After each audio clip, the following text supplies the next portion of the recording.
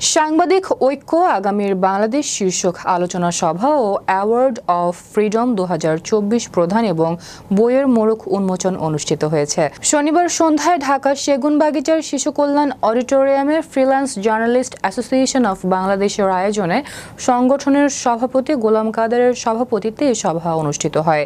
এ সভায় প্রধান অতিথি হিসেবে উপস্থিত ছিলেন বিশ্ববিদ্যালয়ের সাবেক ভিসি ও সাবেক রাষ্ট্রদূত প্রফেসর ডক্টর আনোয়ারুল্লাহ চৌধুরী। প্রধান আলোচক প্রফেসর ডক্টর হানিফ, বিশেষ অতিথি হিসেবে উপস্থিত ছিলেন professor doctor Khandaker Nasir Uddin, professor doctor Sukomal Barua, Mahmud Al Faisal সহ অনেকেই।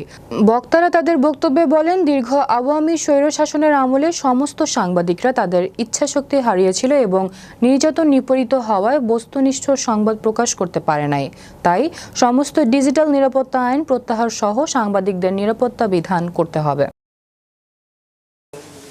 বিশেষ করে সাংবাদিক 4টা 5টা বা 3টা সাংবাদিকতা রেখে 75 সালে সমস্ত সাংবাদিক সংবাদপত্রগুলো বাতিল ঘোষণা করা হয়।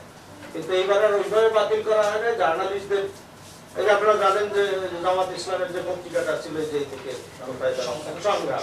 সংগ্রামের এডিটর একজন মুরব্বী মানুষ, তাকে কি করা হলো? ওয়াই এডিটররা দোষ করতেই পারে, ভুল লিখতেই পারে, আমি তার বিরুদ্ধে কোর্টে যাবো, অথবা আপনি সরকার সংক্ষুব্ধ হলে কোর্টে যেতে পারে। কোর্টে যদি সে দোষী সাব্যস্ত হয়, হি উইল বি পেনালাইজড।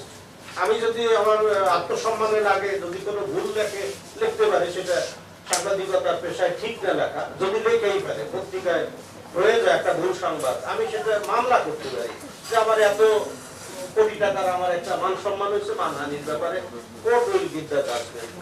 এটা তো তাকে মাইরে ধরে তার অফিস থেকে বের করে তারে পোড়ানোর কোনো দরকার হয় না। এটা তো আমরা সভ্য সমাজে কোথাও দেখিনি, এই বাংলাদেশে তো আজ পর্যন্ত দেখিনি।